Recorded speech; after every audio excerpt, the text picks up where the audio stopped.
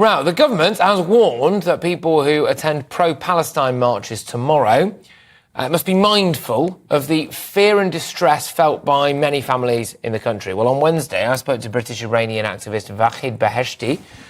He told me that one protester threatened to behead him. That's actually a clip of what you're seeing right now if you're watching us on TV or online.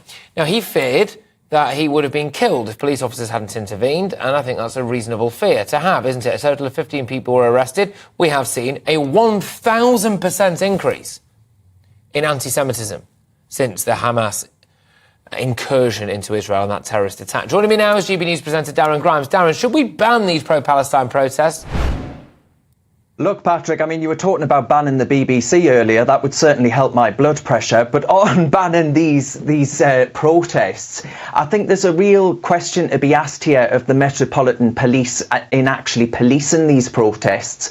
Because you would have seen yesterday that the campaign against anti-Semitism, they went around London trying to actually get pictures of the children who Charlie's just mentioned in his report there about missing children kidnapped by Hamas who are still in Gaza. We don't know where they are, whether they're still alive. And that's all that the campaign for anti-Semitism, against anti-Semitism, was trying to actually broadcast to the world, to show that to the world.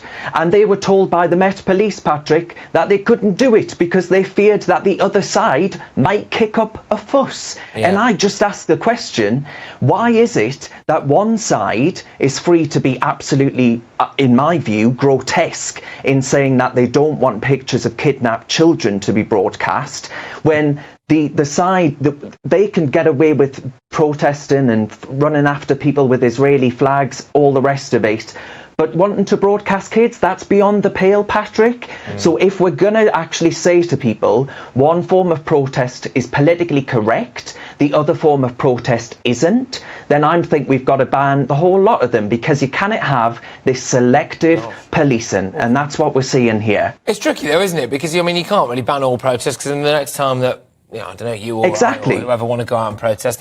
I suppose it is on the police. I would really, really hope that, tomorrow and over the weekend, we do see people there who go out and protest in the right way, who don't shout anti-Semitic things, and the police force do get involved if they do. But I am incredibly fearful, Darren, that will not be the case. And I think one thing that this conflict in the Middle East so far has shown is actually what a monumental spillover is going to have here in Britain, right across Europe, and maybe it is just simply time to, unfortunately, reap the mistakes of what a lot of European leaders have sown for a very long time. But Darren, I'm so sorry, we are going to have to leave it there. I've just prattled on at you, but there we go. Darren Grimes, TV News presenter. There, you'll catch him on Saturday 5, on Saturday 7 till 9 p.m, I think it is, anyway.